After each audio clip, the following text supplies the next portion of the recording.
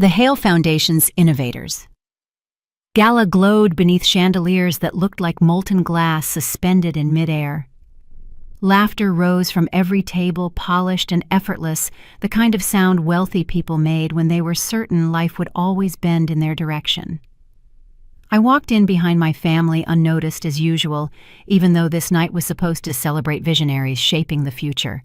I had no idea the next few minutes would be the moment decades of quiet humiliation snapped in half, triggered not by my voice, but by a red Bloomberg alert that would expose everything I had built far away from their hands, their expectations, and their approval. My mother adjusted her diamond shawl as if preparing for a televised interview. My father offered discreet nods to donors and board members, greeting them like he owned the room. To him, I was simply extra space in the family photo present, but irrelevant. Evan, my brother, casually draped a hand over his chair and smirked. "Don't bring up your job tonight. People come here to hear about real achievement," his favorite line. We sat at a prime table close to the stage, close to the cameras, the kind of placement reserved for families who mattered. Every other guest seemed radiant, confident, unmistakably part of the world my parents adored. I blended into the background, which for them was ideal. The invisible child never embarrasses anyone. The orchestra shifted into a soft jazz number. Wine circulated. The room warmed with expensive charm. Whenever my father felt the comfort of being admired, cruelty followed with the ease of breathing. He lifted his glass. To Evan, he announced loud enough for nearby tables to turn soon to be a partner at Harrington and Rowe. A true standout. The pause that followed was perfectly crafted, just long enough to signal he had more to say, just long enough for humiliation to bloom. Unlike those who are still living paycheck to paycheck, his eyes slid toward me casual and cutting. A soft ripple of laughter spread around our table. Polite, careful, but unmistakably real. My mother gave a sympathetic grimace that carried no actual sympathy. Evan glanced at me amused. It was the familiar choreography of our household. My father threw the insult, the rest treated it like harmless entertainment, and I absorbed it silently. What none of them realized was that this would be the last time they ever spoke about me that way. The host's voice boomed through the hall. "Ladies and gentlemen, please turn your attention to the main screens for a brief Bloomberg breaking update." My father chuckled. "Maybe this one will mention Evan's firm." My mother touched up her lipstick. "Well, it certainly won't involve Lydia." The ballroom's 8 massive LED screens went dark, then blazed red.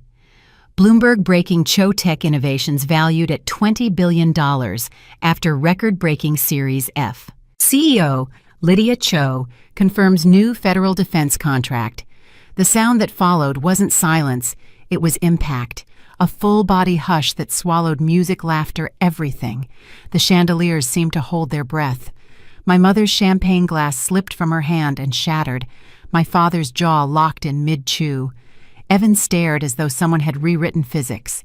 The broadcast rolled on mercilessly, footage of Chotech's quantum-secure communication chips, our labs, our patents, interviews with industry analysts calling the technology a historic shift in national cybersecurity.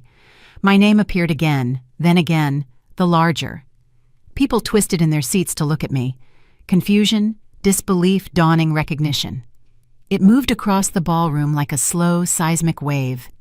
Faces I'd known my whole life were seeing me for the first time. My father blinked hard. My mother pressed both hands to her chest. Evan's mouth hung open like a door left ajar. The screen shifted again, revealing a single image. A woman standing in front of Hale Innovate's headquarters, calm and assured, the sunlight catching her smile. My hair was tied back, my coat draped neatly, my posture unmistakably that of someone who no longer apologized for existing. It took a full heartbeat before anyone at my table connected that woman to the one sitting beside them. My father choked out, "That can't be." But the announcer finished the sentence for him. Founder and CEO Lydia Cho. Whispers rolled outward in every direction. She built that company. Is she on the guest list? Her tech's already in federal trials. Hale Foundation will want her as a donor. Evan reached for my arm. "Why didn't you say anything?" I slid my arm away. "You never asked. It wasn't spite. It was the truth. Clean, simple, undebatable." My father pushed back his chair, breath unsteady. Lydia, sweetheart, surely you didn't. But the screens now displayed every contract we had signed, every milestone we had hit, every accomplishment they had once deemed impossible for me. Every fact shredded years of their narrow assumptions. I stood slowly, the noise of my chair scraping against the floor, sounding louder than the orchestra had minutes earlier. The cameras moved with me, splashing my face across every screen, turning my existence into a fact the entire room had to confront. My mother's voice trembled. "Why would you hide this from us?" I met her eyes. "You taught me to." The shock on her face wasn't guilt, it was realization. All the years they had minimized me, underestimated me, treated me as an afterthought. None of it prepared them for a version of me that had built an empire outside their line of sight. I took a single step back from the table, then another. Conversations halted as I walked past, and as the ballroom parted for me like I was someone worthy of space. For the first time, a single clear thought settled in my mind. Their disbelief had nothing to do with the valuation. It came from finally understanding they no longer owned the narrative of who I was. I grew up in a house where achievement was measured the same way trophies were displayed. Only the ones belonging to my brother deserved a shelf. Evan won spelling bees, math competitions, summer science fairs. My mother documented every ribbon, every certificate, every minor triumph, as if she were curating the Hale family legacy. I existed in the background, helpful but forgettable. The child who set the table kept quiet during guests' visits and learned early that invisibility meant fewer reprimands. My father believed families functioned best when everyone understood their place. Evan was the prodigy, the investment, the future lawyer destined to carry the Hale name into boardrooms and country clubs. My mother shaped herself around that narrative with the precision of someone polishing an heirloom. I learned how to support it without becoming part of it. Whenever I tried to show initiative, the reactions from both of them created invisible walls. At 8, I built a small motorized toy car using spare parts from an old radio. My father glanced at it once before tossing it into a donation box. "You don't need to tinker," he said. "Focus on something you can manage." At 11, I tested into an advanced science program. My mother declined the offer on my behalf, saying it conflicted with Evan's weekend activities. At 15, I cracked a coding puzzle Evan struggled with for days. He brushed it off as luck, and my parents accepted that explanation without looking at the puzzle themselves. None of it surprised me. Dismissal became routine long before I learned to name it. High school solidified the dynamic. Evan's path remained a parade of curated accomplishments. My mother hovered over him like a campaign manager, correcting posture, arranging schedules, rehearsing interview answers. Whenever teachers praised my work or offered opportunities, she treated it as a clerical error. "She does fine," she would say. "Nothing exceptional."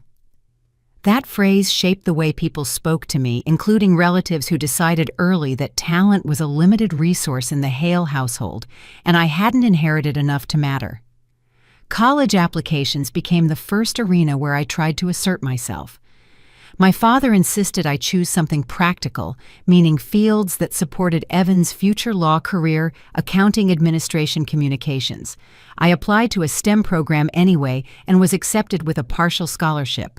Their disappointment came packaged as concern. "You'll overwhelm yourself," my mother warned. "Stay realistic." The word realistic tasted like a cage, but I swallowed it because fighting back in that house felt pointless. College opened a world they knew nothing about. I discovered people who didn't speak in hierarchies, professors who treated questions seriously, classmates who valued ability instead of pedigree. I found Professor Elias, who ran the university's low-profile hardware lab. Elias operated on verifiable results. He didn't care about the Hale name or Evan's latest mock trial victory. He needed code that worked and hardware that could handle intense thermal loads. I quickly became one of his most reliable research assistants because I delivered solutions without needing external validation. In Elias's low-profile lab, I found my language. It wasn't the polished rhetoric of boardrooms or the practiced confidence of Evan. It was the silent, absolute truth of hardware. I remember the first time Elias handed me a problem considered unsolvable by the previous graduate student, optimizing the thermal management of a new GPU chip design. It took 72 hours straight of coding and testing. I lived on lukewarm vending machine coffee and the sheer kinetic force of the challenge. When the simulation finally ran clean, Elias didn't praise my effort. He simply looked at the resulting data, clean, verifiable 15% better than the goal, and said, "This is a solution." That single fact-based acknowledgement was more nourishing than years of my father's empty compliments directed at Evan. In that lab, my value was a quantifiable metric. My gender was irrelevant. My family name held no weight. This was a sanctuary where results were the only currency.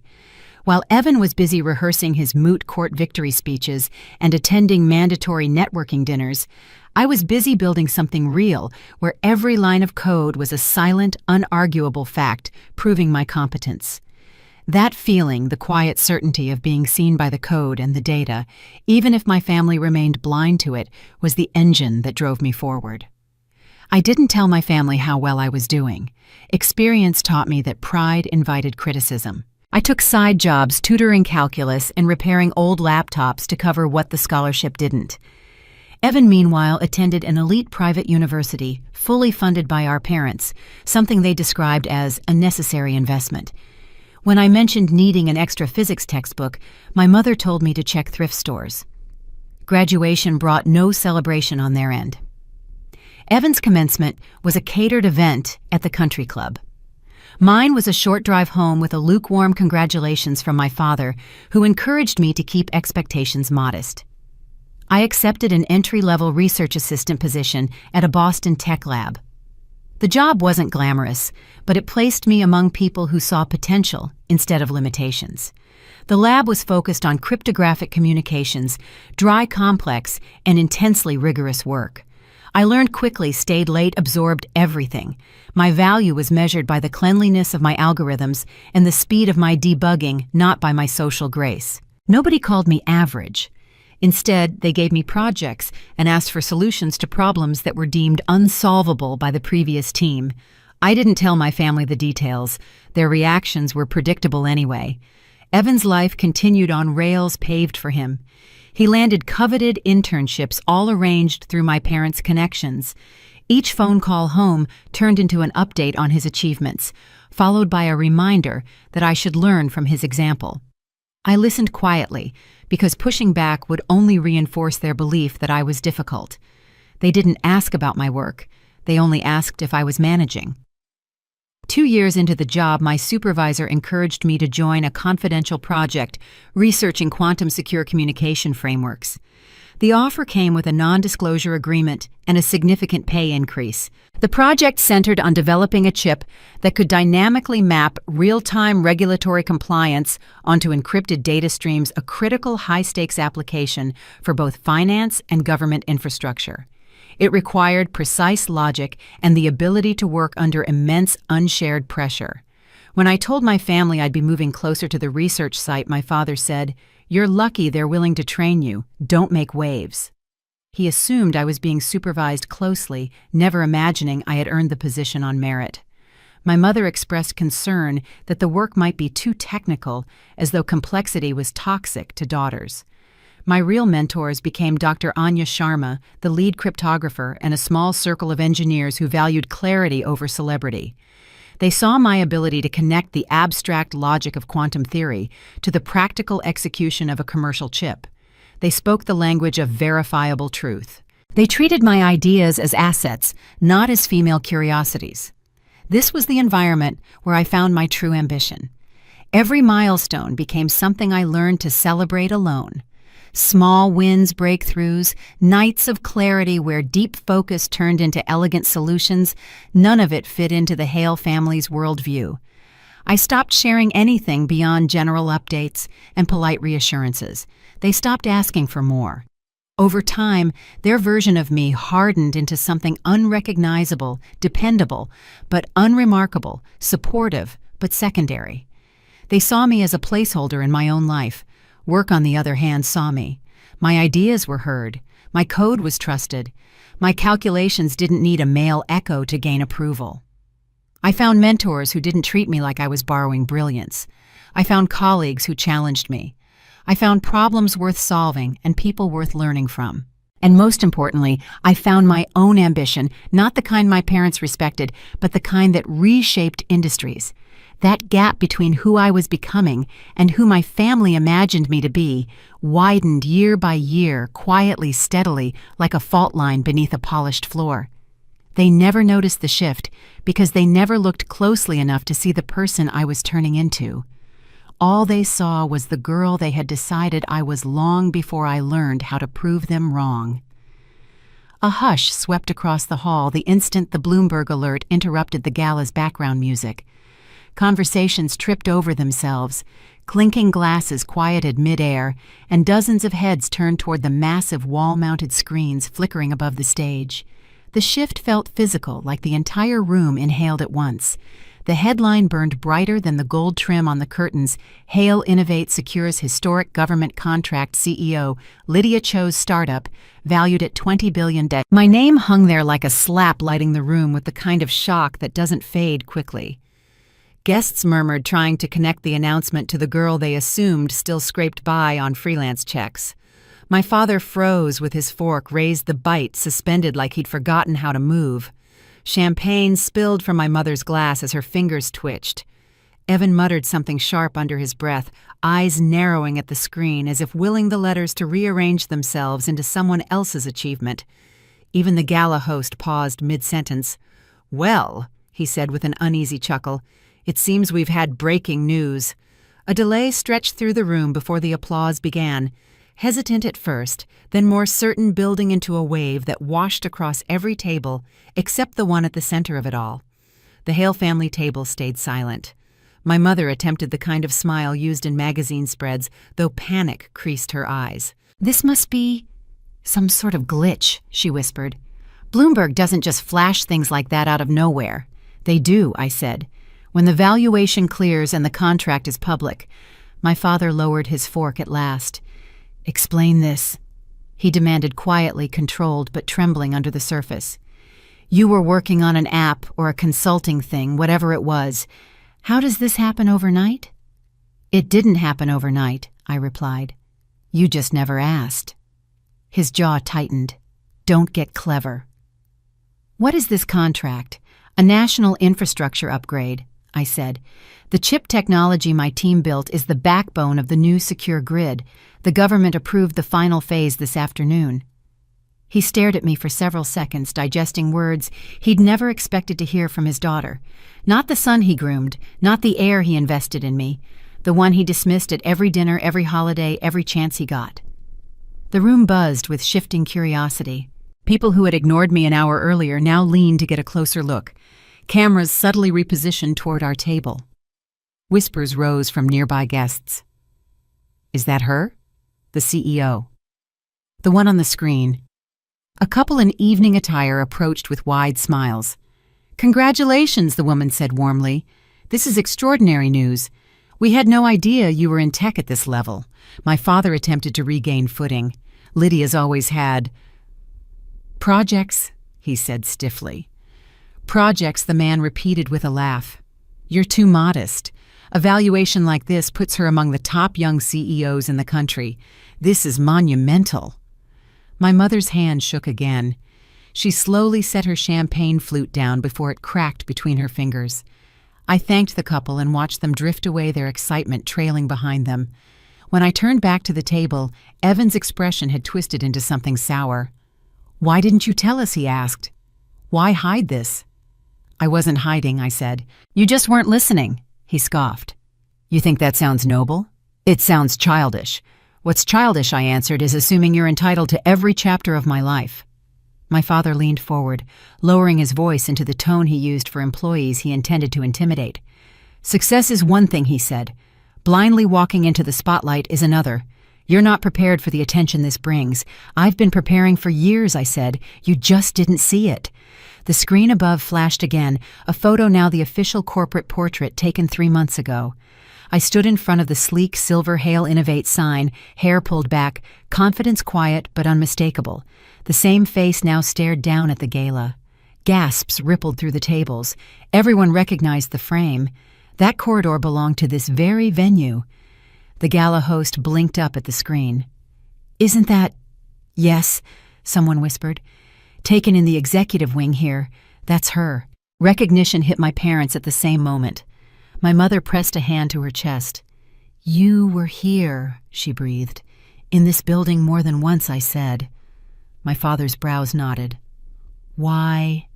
"For contract negotiations." Another wave of whispers washed through the hall, louder this time, undeniable, electric. People angled themselves, suddenly eager to approach, but unsure if they should. A prominent investor stepped forward, first hand extended. "Ms. Cho, if you ever consider expanding your next round, we'd be honored to meet with your team." My father flinched, as if the man had reached past him. I shook the investor's hand calmly. The gesture wasn't triumphant. It simply fit the moment, a recognition of the work that had gotten me there.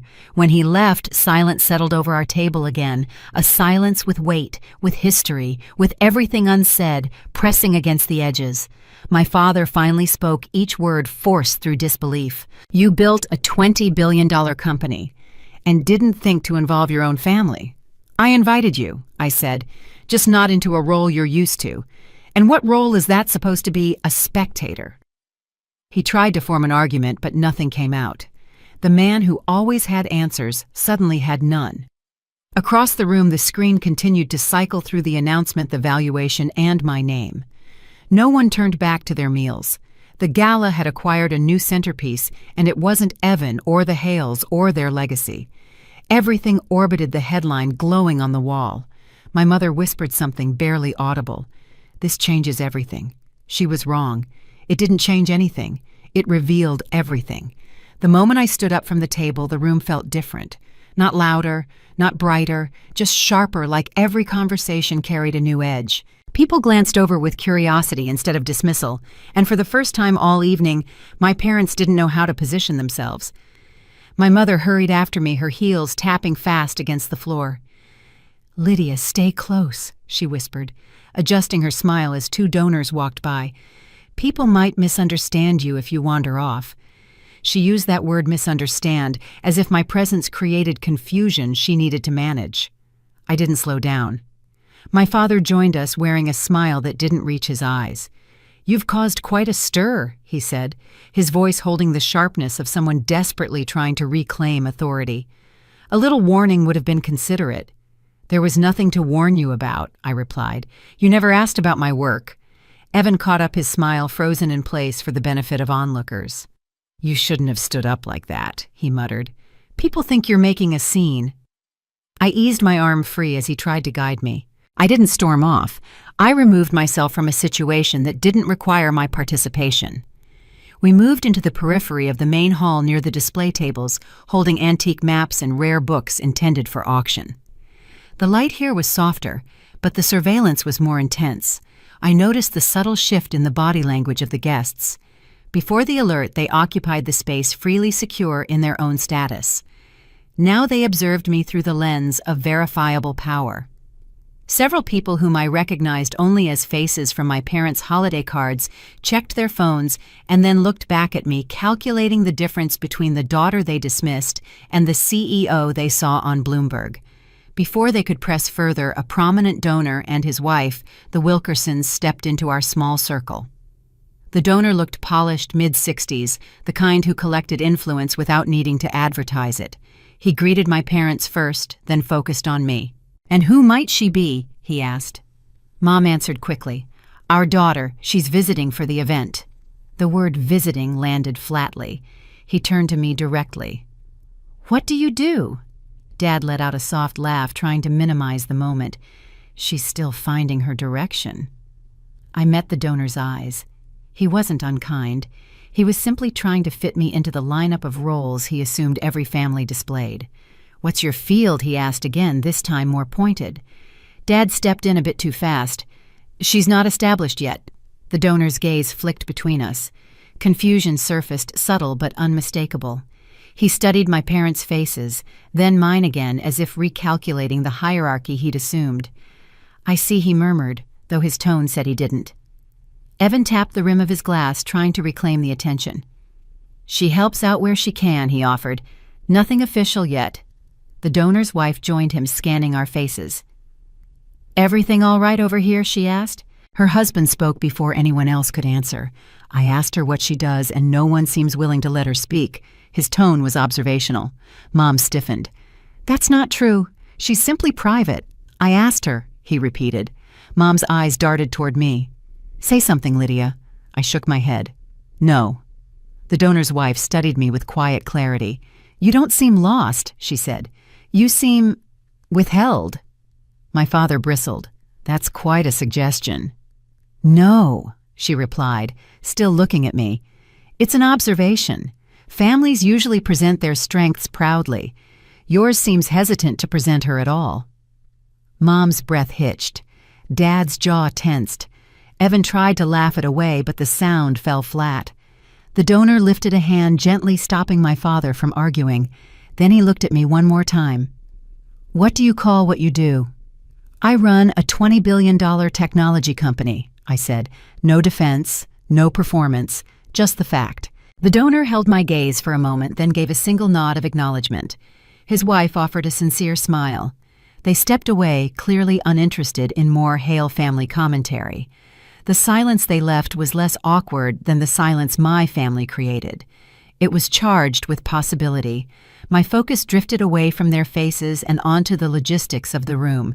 I mentally cataloged the number of media cameras present, the estimated size of the crowd, and the likely reach of the Bloomberg alert on the East Coast financial circuit. My father had mentioned I wasn't prepared for this attention. He was correct that I hadn't planned the timing, but he was wrong that I hadn't prepared the facts. Every piece of data, the valuation, the contract, the technology was rigorously built to withstand this exact level of public scrutiny. Before my family could react, a man approached us, someone clearly influential by the way guests stepped aside for him. My father straightened instantly. "Chairman Wexler," he greeted, eager and deferential. The chairman nodded politely, then focused on me. "Ms. Cho, I'd like to speak with you later tonight," he said. "Your work has come up in several discussions." The implication was clear. He wasn't here to speak to my family. My father's expression tightened with confusion and disbelief. My mother's forced smile slipped. Evan's eyes narrowed as though recalculating a formula that suddenly stopped balancing. "Why would he want to talk to you?" Evan asked. "Because he understands the space I work in." "You—" My mother sounded stunned. "He didn't even speak to your father. He didn't need to," I said. Dad exhaled, slow and controlled. "You're misreading this. People here are polite. They'll say anything to make guests feel seen." "He wasn't being polite," I said. "He was being direct." Evan pushed a hand through his hair. "This is getting out of hand. What is you acting like this is normal?" "It is normal," I said. "You just never noticed." I took a moment to absorb the realization settling over their features. It wasn't just shock at the number. It was the dawning awareness that their decades of condescension had been built on a fundamental strategic misjudgment. They had invested time, money, and reputation into one narrative, Evan's path, while completely missing the tectonic shift occurring 2 feet away, my company. This failure wasn't personal. It was a business error measured in billions of dollars and missed influence. Their silence carried disbelief, not acceptance. I didn't argue. I didn't explain. I didn't fill the space. Standing there, I realized I no longer felt the familiar pressure to shrink myself so they could stay comfortable. Their confusion didn't belong to me. I stepped away from them, steady and unhurried. Just from a distance, they no longer had the power to close. The applause faded, but the humiliation still clung to the air, thick and heavy. Memories of that night. The night everything collapsed, slid back into place with an ease that frightened me. The gala lights, the music, the polished smiles around me, now only made the contrast sharper. 2 years earlier, I'd stood outside my parents' house in Chicago with freezing hands wrapped around a manila envelope. My proposal sat inside a blueprint for a microchip system I'd spent 18 months developing. This wasn't just a pitch. It included the full schematic for a self-contained unit utilizing my proprietary dynamic mapping algorithm capable of real-time regulatory checks at the hardware level, the core intellectual property of what would become Chotech. My father had agreed to take a look, though his tone had suggested he'd already made up his mind. Still, I clung to a tiny thread of hope as I walked through the front door. They were waiting in the dining room. My father was at the head of the table. My mother was expressionless. Evan was leaning back as if he'd come for entertainment. A board of directors in designer suits filled the rest of the seats. I recognized the setup immediately, not a meeting, a verdict. My father tapped the envelope. "Let's be efficient," he said. "We've reviewed your pitch." My heart lifted an inch. "And it's not viable." I blinked. "The system works. You saw the numbers. The power consumption is 30% below industry standard, and the speed metrics are verifiable." He nodded once. "The numbers look like something a student would bring to a career fair. You're not ready for this level of innovation. The regulatory complexity alone would overwhelm a small team. You have the theory, but you lack the infrastructure, the political capital, and the leadership to scale a product this ambitious." The men around him chuckled politely. My mother looked away. Evan smirked and tapped the table with a single finger as if marking the moment for later mockery. I stayed standing, the heat rising under my skin. "You said you'd mentor me through the first phase. I said I'd advise you," he corrected, "if you showed potential. You didn't." My chest tightened. "Dad, you didn't even give feedback. You skimmed it. You didn't look at the power efficiency metrics or the self-correction logic that took me 6 months to optimize." "A CEO doesn't skim," he said coldly. "A CEO scans and identifies weaknesses. Your plan has too many." The sting spread deeper, like a bruise forming from the inside out. Weaknesses like what? The lack of capital funding, or the fact that the inventor is female and not Evan, lack of leadership experience, no investment background, no proven record, no ability to operate under pressure, he responded, pausing to let each accusation sink in. "You are not the future of this house or this company. Frankly, Lydia, this kind of work requires a public face. People trust a leader who already operates in these circles." My mother gave a tight nod, as if agreeing was the polite thing to do. He slid another folder across the table. "This is what we'll do. Evan will take over the project. He has the discipline for it. We can rebrand your prototype as the seed technology for a new compliance division under his oversight. It will give the IP the proper backing it needs." My brother grinned wide, sharp, satisfied. "Don't take it personally," he said. "Business has to run on reality." The room blurred for a moment, and I had to grip the chair beside me to stay upright. "So you're giving him my work. You're taking my patented algorithm and erasing my name from the ownership chain." My father's answer was almost boring. "He'll make it workable. He'll turn the theory into a commercial reality. We'll credit you as a contributor, of course."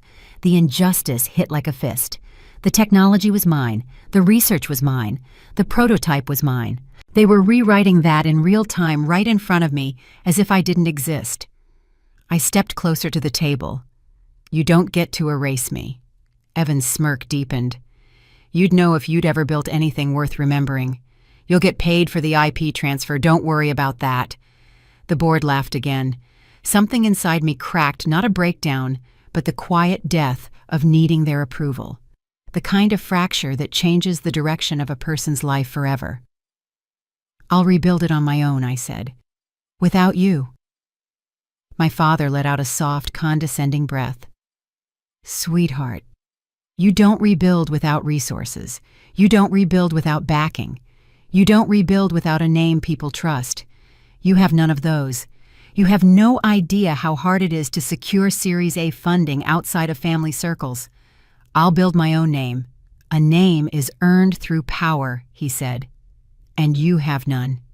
He said it so casually, as if it were a fact of nature, as if he weren't destroying something precious and calling it guidance. I held his gaze. "You're going to regret this." Evan laughed outright. "The only thing we'll regret is wasting our time tonight." I walked out without another word, not because they'd won, but because arguing with people who enjoyed diminishing me was pointless. Outside, a cold wind cut across my face. I didn't wipe away the tears because they weren't from weakness, they were from clarity. For the first time, I understood my place in my family. Invisible until they needed someone to blame, replaceable unless I became useful to their ambitions, forgettable unless I achieved something they wanted control over. That night, I packed everything I owned into 2 suitcases. Every notebook, every sketch, every file, every late-night idea scribbled in fading ink. I made multiple encrypted backups of the core algorithm and the power consumption data, ensuring I retained full legal ownership of the IP. I stored my prototype at a friend's apartment, then boarded a flight to Denver, Colorado, a city known for its low-profile tech incubator scene and a less competitive funding landscape than Boston or Chicago. I didn't tell my parents. I didn't leave a note. Starting over was supposed to feel liberating. It didn't. It felt like standing on the edge of a cliff with no parachute and no ground beneath me. But fear didn't stop me. I'd spent too many years letting fear shape my choices. The first apartment I rented barely qualified as livable. The pipes clanged all night, the radiator hissed steam into the air like a dragon, and the windows let in snow even when shut. My savings thinned fast. I took on part-time work copywriting for tech blogs, consulting for small inventors, anything that kept the lights on. I coded in the laundry room because it was the only space with decent ventilation and a power outlet that didn't flicker. I lived entirely on the verifiable truth of my code, where the results were black and white, and the opinions of my family were irrelevant noise. But at night, the prototype glowed on my desk. The same device my father had dismissed as amateurish. The same idea my brother tried to steal. The same vision they thought they could bury. Those nights I built, brick by brick, line by line, failure after failure, until the failures started to sharpen into something that resembled progress. 1 year later, the first working beta was complete. 6 months after that, a seed investor wrote the first check with shaking hands. Another year later, my team and I stood in a rented office space with peeling paint signing the contract that would change everything. Looking around the gala now, at my parents struggling to contain shock, at Evan shrinking in his chair, at the guests whispering like they were witnessing a coronation they hadn't prepared for, I felt none of what I'd felt the night I left Chicago. No grief. Their reactions didn't stir the old wounds. Everything that used to hurt had burned off long before tonight. What stayed in its place was clarity. The moment had come full circle. They tried to erase me. Instead, they cleared the path. The house looked exactly the same on the outside porch light, glowing curtains drawn the neat little yard my mother obsessed over, but nothing about it felt like home when I pulled into the driveway that evening, days after the gala. Their text message had been abrupt, presumptive, and so deeply familiar. "Be here tomorrow at 6. We need to talk. No question, no courtesy, just the expectation that I would show up because that's what I'd always done." I didn't ring the doorbell. The knob turned easily under my hand, and the warm light from the foyer spilled across the floor. Voices drifted from the dining room. My father's impatience, my mother's anxious fluttering, Evan's smooth confidence threading through every other sound. Dad straightened the moment he saw me step inside. Finally, he said, as if I'd inconvenienced them by arriving at the exact time they demanded. Mom moved fast, smoothing her blouse and forcing a smile. "Let's sit down. We've been waiting." Evan leaned back in his chair with the smug ease of someone who thought this entire meeting revolved around him. I stayed standing. "Say whatever you plan to say." Mom blinked, unsettled by the tone-flat calm and absolutely done. "Honey, you don't have to be defensive. We're just worried." Dad folded his hands like he was opening a disciplinary hearing. "This valuation news, $20 billion, it's dangerous. Too fast. Too public. You need guidance before you make a mistake you can't walk back. The market volatility alone at this scale requires a seasoned advisory council." A slow breath settled into my chest. "You mean control?" Evan cut in before Dad could respond. "We want to help you make decisions. Big decisions. Strategic decisions. You're still new to all this. Specifically, Dad and I believe the company needs immediate legal counsel on the governance structure. We propose a non-dilutive mutual oversight agreement." Funny, I said. I don't remember anyone offering help when I worked 2 jobs and coded through the night in the laundry room. Mom flinched. Dad's jaw locked. Evan smirked like I'd just confirmed whatever story he'd written in his head about me being too emotional for leadership. Dad leaned forward. You're overwhelmed. Anyone can see that. This is why families step in, to protect each other. The federal defense contract you signed exposes you to political risk you don't comprehend. We can mitigate that by providing a layer of established political and financial expertise. From what your own inexperience. The room didn't echo. It throbbed. I built Hale Innovate without any of you. I secured investors on my own. I filed every LLC document. I ran every pitch meeting. Not one person in this room lifted a finger. My current legal team has secured the IP and vetted the contract. You are attempting to solve a risk problem that does not exist. Evan exhaled a laugh, short, dismissive. Lydia, come on! You had a roof. You had food. You had a stable home because Mom and Dad worked hard. You didn't build this alone. That foundation means we deserve a voice in how you manage its success. That roof, I said softly, was the place you told me my ideas were unrealistic. That food came with a side of criticism every night I didn't measure up to you. Mom's voice wavered. We didn't criticize you. We tried to keep you grounded. You kept me small. Dad slammed his palm against the table. Enough. This bitterness helps no one. You're acting irrational, hard-headed. You've let success warp your sense of judgment. We are talking about billions of dollars in national security contracts. You cannot handle that volume of complexity with a chip on your shoulder. Irrational. Because I set boundaries. You're disrespectful, he fired back. And disrespect leads to bad decisions. The decision that worries you is that I said no to you, I countered. What decision worries you? Dad's eyes flicked toward Evan before settling on me. We think the company needs oversight, real oversight, shared authority. The structure must be amended to include a non-executive board chair which your mother and I would nominate. It's standard practice for a Series F company. There it is, I murmured. You assume I haven't already established a non-executive board chair who has more experience in the sector than you combined. Mom rushed in again. This is for stability, for your safety, so you don't burn out or make a catastrophic mistake. We are asking you to recognize the wisdom that comes with age and experience. A faint smile tugged at my mouth. Why wasn't anyone this concerned when Evan crashed Dad's car or lost $10,000 gambling in college?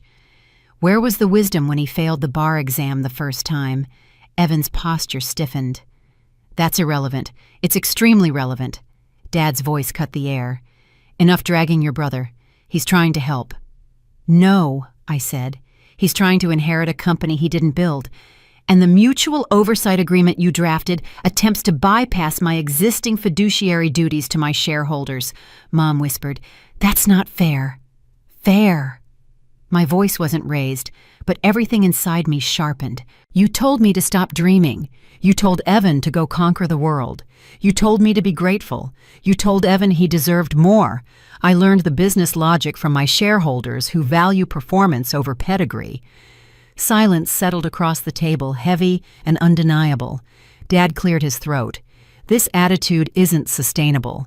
You will sit with us, sign a mutual governance agreement, and allow the family to manage risk. A breath left my lungs slowly. No. The word hit harder than any argument. Dad stood. Excuse me. You heard me. Mom pressed her hands together. Lydia, sweetheart, I'm not signing anything. I'm not handing control to anyone. And I'm not pretending this intervention is about my well-being. This is an attempt at a hostile acquisition disguised as family concern. Evan scoffed. You're impossible. I'm independent. Dad's face reddened. If your company collapses, don't crawl back here expecting us to fix it. The Hale name is not a safety net for reckless entrepreneurship. I'd never come back for that. Mom's voice cracked. So you'll just walk away from your family. I'm walking away from the version of my family that only values power when it benefits them. Evan rose from his chair, finger pointed in accusation. So that's it. Now that you're rich, we're beneath you. No, I said, but you're behind me. That's the part you can't accept. You are lagging the industry, not leading it. Mom reached toward me, desperation bleeding into her voice. "Can't we talk about this like adults? I have talked," I said, "for years." Nobody listened. Dad started again, but I cut him off. "You don't get to demand loyalty from someone you taught to doubt herself." I picked up my bag. The weight felt lighter than it ever had in that house. Mom's voice trembled. "Please don't walk out." "That depends." Dad's eyes narrowed. "On what? Whether you treat me like an adult or an asset." They didn't answer because they already knew the truth. A quiet resolve settled through my body. You didn't lose your daughter tonight. You lost your leverage. And with that, I stepped out of the dining room through the front door and into the night air that felt shockingly cool compared to the suffocating heat inside. I reached my car with the calm certainty of someone who'd finally stopped asking for permission to exist. Leaving didn't hurt. Staying had hurt far more. And the silence, their silence as I drove away, said everything they didn't dare say out loud. When I rejoined the gala crowd, I kept my distance from my parents' table, choosing instead to stand near the stage where the music was louder and the lights were brighter. My mind was still sharp from the confrontation with the Wilkersons and the initial shock. I knew I wouldn't sit through another round of polished insults. Evan found me leaning against a column near the dessert display. He didn't use his normal smooth approach. His movements were agitated, calculated. He had spent years performing as a strategic thinker, and my sudden undeniable success had stripped that pretense. "You're making this harder than it needs to be," he said, his voice low. "Why refuse to sit back down? Dad is furious you're wandering." "I'm not wandering," I replied. "I'm taking space." He scoffed. "You're being childish. This is a family event, not a press conference for your startup." He still couldn't bring himself to use the word company. "You're entitled to your opinion," I said, "but you don't get to set my schedule." Evan lowered his voice further, his expression shifting from superior to desperate. "Look, if the valuation is real, there's liability. Government contracts, that's massive legal exposure. You can't handle that risk profile alone. You need someone with a legal background." He adjusted his tie. "You need me." He tried to position himself as the necessary safety net, the expert I couldn't succeed without. "And what exactly would you be managing, Evan?" I asked. "Compliance risk assessment." "The fact that my platform automates real-time compliance, something your firm will probably pitch in 5 years. His confidence wavered. "You're using technical jargon. You don't understand the larger picture." "What's the larger picture?" "Assuming the company is too complex for me to run, then taking control." He hesitated, then plunged ahead. "We just want to protect the investment, the family name." I looked him directly in the eye. "You didn't invest anything. You tried to take my work 2 years ago and hand it over to yourself. You only see an investment now because it's too big to ignore." The statement hit him squarely. His face hardened.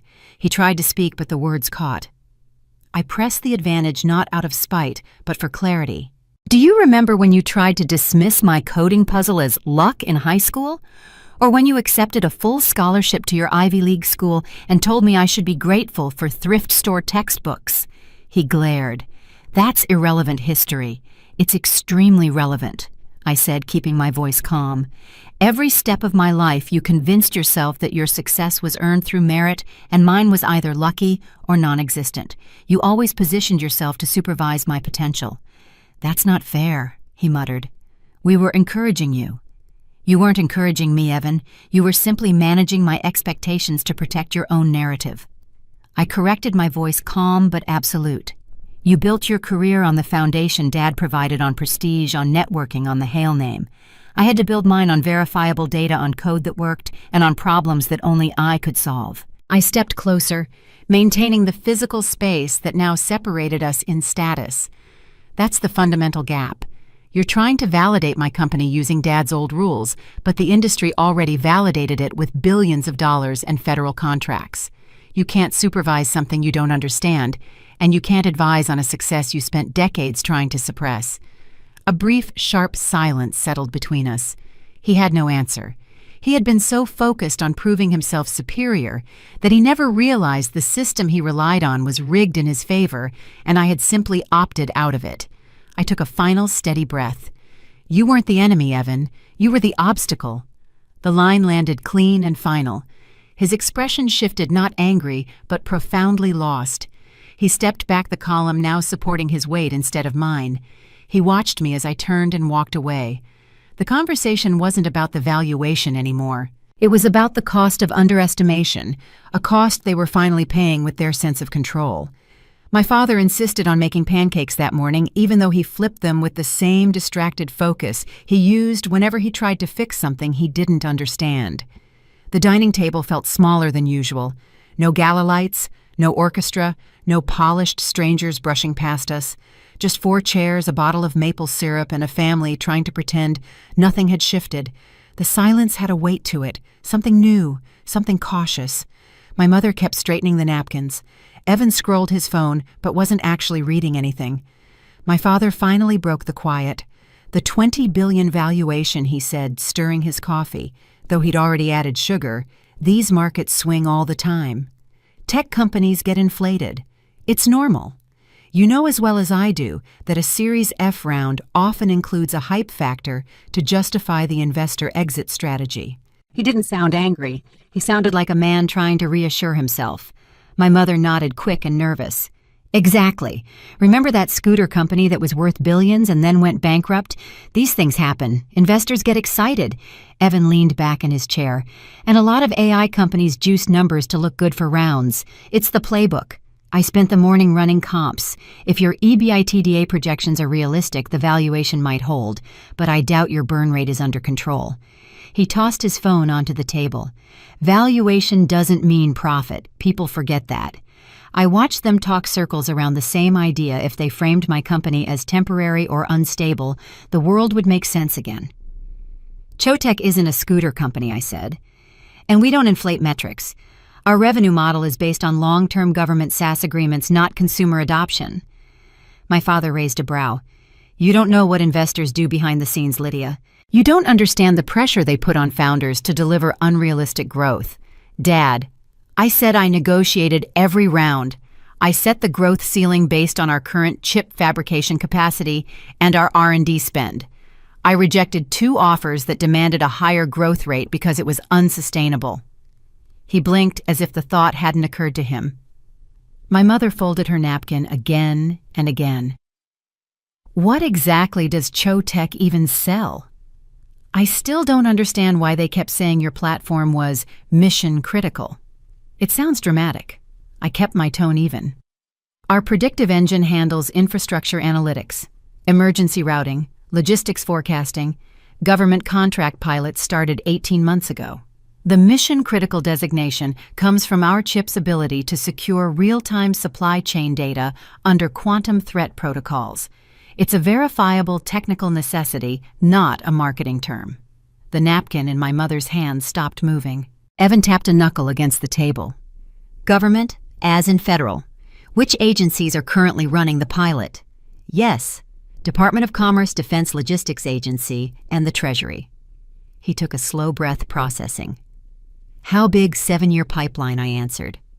Multi-tier adoption model, strong renewal probability. The initial contract alone is structured to cover full operational costs for the next 3 quarters. He stared at me in a way he never had, growing up calculating, not dismissive. My father pushed his plate aside. You're telling me agencies rely on your tool like they actually use it? If they rely on your technology for logistics, that means a failure on your end could have national security implications. They do. That is why our platform includes the only certified dynamic audit trail in the sector. The next minute passed without anyone reaching for their food. Evan tried again. What are your retention numbers? If you are selling enterprise, SaaS retention is the only real metric, 91% rolling. The contracts include a built-in regulatory friction cost that makes churn financially illogical. His eyes widened before he masked it. He understood retention. He understood what 91% meant. My father sat straighter, shifting into a tone I recognized from years of him giving guidance. But scaling at that level brings risks, legal exposure, infrastructure strain. You should consider stepping back and hiring an experienced CEO, someone who's been through hypergrowth before. A founder stepping aside for an experienced operator is a sign of maturity in the investment community. I shook my head. I've been through it. I oversaw the architectural transition from a monolithic design to a scalable microservices architecture 6 months ago. The infrastructure strain is budgeted and mitigated. He hesitated. You've been through the early stages, sure, but running something this big? I've been running something this big for a while. I learned hypergrowth from the ground up, not from a textbook. He fell quiet again. Evan drummed his fingers against his knee, processing the implications. If the valuation holds, he muttered, you'll move into enterprise dominance within 2 years. The political exposure alone will put you in direct contact with congressional committees. I nodded once. That was the accurate timeline. He swallowed, and I saw the realization settle. He had misread the entire field market trajectory, industry direction, and most of all me. My phone buzzed on the table. An email notification slid across the screen. U.S. Department of Commerce Roundtable Invitation, Critical Infrastructure and Emerging Tech. My mother leaned forward without meaning to. Is that normal? She asked. Agencies reaching out like that, is that a meeting about procurement? It's normal for companies leading a niche. It's an advisory panel meeting. They want to know the future of the sector, and they want my input. The room shifted. Not dramatically, not explosively, just enough for everyone to register that this world, the world I operated in, did not resemble the one they assumed I occupied. Evan broke the silence. So when people said you were one of the top founders to watch, that wasn't hype. You actually lead the discourse in this technical space. I looked at him. It was accurate. He nodded slowly, absorbing more than he said. My father leaned forward. If this continues, you'll influence policy. That kind of influence is not something we can ignore. It affects everything. We already do. Another silence edged in, but this one wasn't hostile. It was the quiet of people recalibrating. People realizing their assumptions were outdated. People who had underestimated the wrong person for too long. I stood from the table. I need to get to a meeting, I said. No one stopped me. No one instructed me. No one corrected me. My father simply nodded once, a gesture stripped of pride or condescension, just acknowledgement. I took my coat from the chair. We'll talk later. My mother blinked, still processing everything she had heard. Evan looked at me with something close to respect. I stepped toward the door, and the room remained still behind me. The dynamic had changed. Their understanding had changed.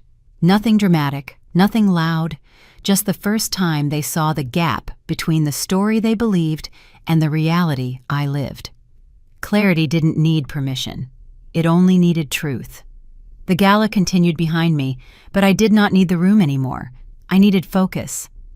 I walked outside, crossed the valet circle, and entered the car I had hired for the night. Inside the cabin, the world narrowed to a dim dashboard and the quiet structure I had built for years. I opened my laptop. The dashboard loaded instantly. Metrics appeared in clear block server load latency and incoming traffic. Each value stayed within the expected range. Chotek's internal console loaded immediately, displaying real-time indicators. Server load 63%. Traffic increase from the Bloomberg alert rising but controlled. Compliance engine latency under 22 milliseconds. Everything remained stable. A message appeared from the Chief Technology Officer. The spike is steady. I'm adjusting the autoscaler to handle projected overnight flow. The system is holding. The tone was brief and efficient. It was the language I relied on. My phone vibrated with a steady stream of notifications, partnership requests, interview invitations, and 2 panel requests from conferences I had once watched through live streams. A senior official from the Department of Commerce requested a briefing as soon as possible. None of it altered my pulse. The system performed as designed. The work was held. Another message arrived from our largest enterprise client. We saw the coverage. We want to accelerate Phase 3. Can we meet Monday? I replied. I will schedule it. Phase 3 is feasible with a 2-week preparation window. No hype, no performance, only action. My family had insisted for years that I required their guidance. The quiet car made the truth clear. My competence did not depend on their belief. I reviewed the regulatory queue next. 43 pending items, 9 marked urgent. I opened the first request and inquiry from the Department of the Treasury about cross-border compliance mapping. The task was straightforward. I drafted a response describing the encryption chain, attached the validated audit, and forwarded the packet to my policy team. Decision, execution, documentation. This rhythm defined my actual life, the one none of them had ever attempted to understand. Another email entered my inbox. From the Dean of Hale University, subject invitation to keynote our winter forum. Under it was a message from 2 years earlier, the same dean declining my offer to guest lecture. His explanation stated that undergraduate-level coding insights are not suitable for our graduate program. He had copied his assistant by accident. I archived the message without comment. The new tone was urgent. We believe your work represents the future of secure systems. Our faculty would be honored to hear from you. I replied with one sentence, I am unavailable this season. Next year may be possible. Not revenge, prioritization. The car remained warm. A light drizzle touched the windshield. I looked outside for a moment, observing the city's lights without attaching meaning to them. They simply existed. This was the first night in years when my thoughts were not shaped by arguments, dismissals, or expectations. There was no father interrupting me. There was no brother offering unsolicited advice. There was no mother reducing my work to a hobby. My decisions were direct. My direction belonged to me. A new notification arrived from the chief executive officer of a Fortune 100 company. 3 years ago, he had rejected my pitch and dismissed my chip prototype as a niche experiment. Now he wanted immediate onboarding. I reviewed the request, checked system capacity, evaluated potential strain, and forwarded it to legal with a note draft terms with a premium rate clause. No exclusivity. My younger self would have felt vindicated. My current self felt nothing except clarity. I closed the laptop and stayed still. The light from the street reflected faintly on the car window, diffuse and quiet. I did not crave applause or recognition. The functionality of the system was enough. It had always been enough. My independence was not an act of rebellion. It was a structure I had built deliberately, task by task, choice by choice. I checked the time. Midnight. My parents probably noticed my absence at the table, but they understood that calling me would not change anything. Their opinions no longer influenced the work in front of me. I instructed the driver to take me home. When I entered my apartment, a quiet loft overlooking the river, I placed my laptop on the counter and poured a glass of water. The silence filled the room in a steady, unobtrusive way. There were no footsteps and no demands, only me and the company I had built. Before going to bed, I opened one final dashboard, the 7-year growth projection. The graph rose in a clear upward line. There was nothing else to interpret. The data spoke clearly. I turned off the lights and let the room settle. I did not feel triumphant or emotional. I felt grounded. Tonight was not a victory, it was operation, and that was enough. I arrived at my parents' house the next evening without expecting a particular outcome. The porch light was on. My mother opened the door without her usual enthusiasm. "Dinner is ready," she said. Her tone was neutral. The dining table had 3 plates and nothing else. No decorations, no attempts to create an impression. It looked like a meal, not a performance. I sat down. They followed. My father spoke first. I watched the interview from start to finish. "Your explanation of the system architecture was clear. I understood why the contract was approved. This was acknowledgement, not flattery." My mother rested her hands on the table. "People called the house today. Reporters, old colleagues, relatives. We told them we would not comment. This was the first time they treated my work as something that belonged to me." My father shifted slightly. "You presented ideas for years. We dismissed them." "That was a mistake." His voice stayed steady. He was not trying to defend old choices. "You didn't fail in those early attempts," he continued. "We failed to evaluate them properly." I kept my tone direct. "I'm not trying to correct the past. I only want accuracy going forward." My mother nodded. "We understand. We won't try to redirect you again." "That is necessary," I said. The room stayed quiet for a few seconds. Not uncomfortable, just clear. After dinner, we moved to the sitting room.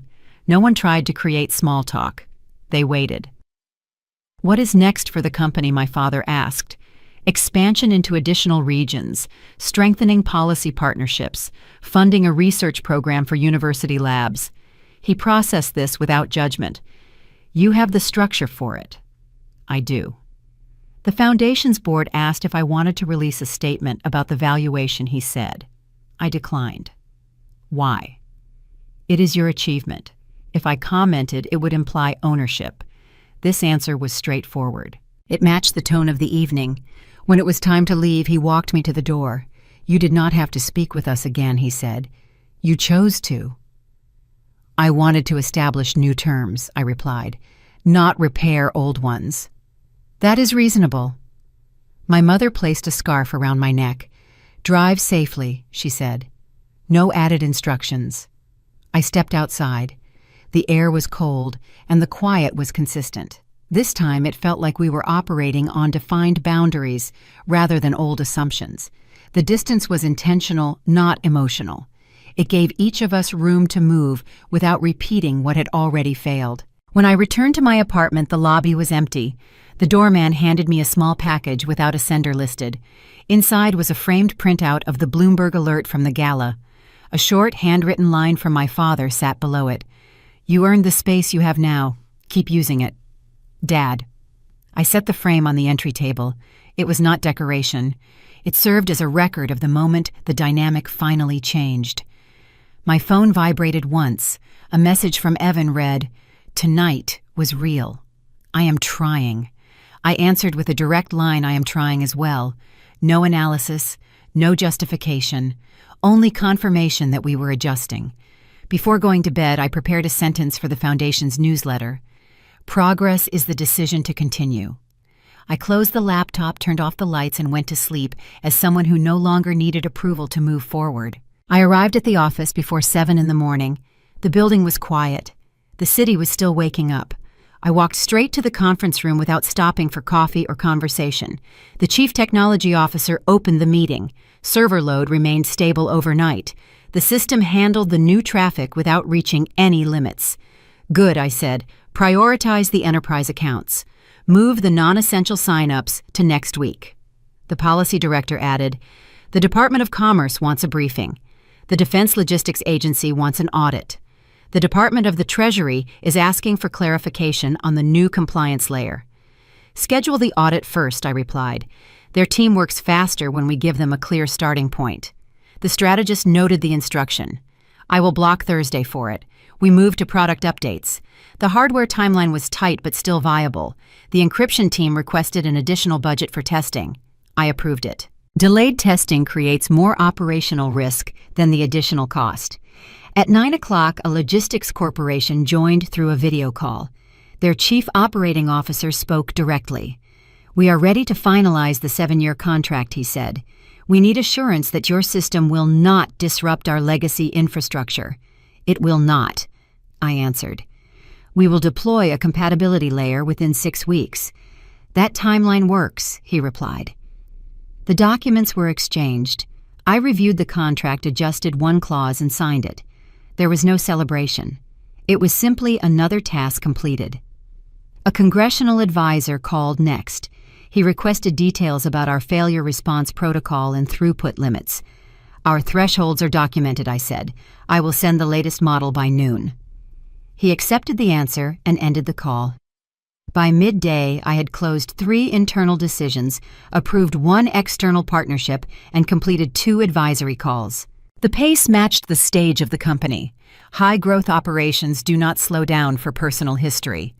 I returned to my office. The space was minimal, a desk, a monitor, and whiteboards filled with metrics and diagrams. Nothing decorative. Simplicity helped me concentrate. A notification appeared on the laptop, Department of Commerce Procurement Agreement, ready for final approval. I read the document line by line, corrected one technical detail, and signed it. The confirmation timestamp appeared immediately. My assistant knocked. Your advisory panel has arrived. I invited them in.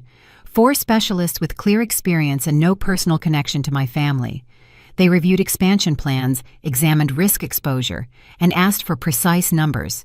I answered with the data we had and marked the areas where we still needed additional verification. The systems architect closed his folder. The timeline is tight but possible. That is enough, I said. When the meeting ended, the office became quiet again. There was no tension. It was a standard workday. At 6 p.m, I shut down my laptop. The hallway lights were already dim. Staff members were leaving the building. I did not wait for anyone. I walked outside and stopped on the sidewalk. The air was cold. Cars passed by. Nothing symbolic. It was simply the end of a long day. My phone vibrated. A message from the Chief Technology Officer. "We can begin the next deployment whenever you are ready." I typed back, "Begin the deployment." Then I put the phone away and walked down the street. The day was not a turning point. It was routine. It was the next step in the